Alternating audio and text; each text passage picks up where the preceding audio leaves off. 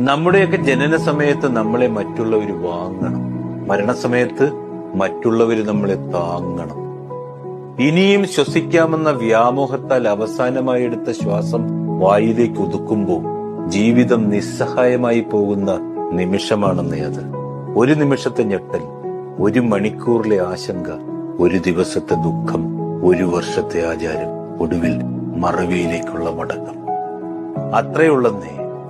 കേൾവി ശക്തി ഉണ്ടായിരുന്നെങ്കിൽ ജീവിച്ചിരിക്കുമ്പോൾ ആരും പറയാത്ത കുറെ നല്ല കാര്യങ്ങൾ മരിച്ചു കഴിയുമ്പോൾ നമുക്ക് കേൾക്കാമായിരുന്നു.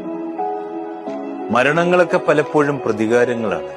ജനിച്ചപ്പോ നോക്കി ചിരിച്ചവരെ അവസാനം കരയിച്ചുകൊണ്ടുള്ള പ്രതികാരം.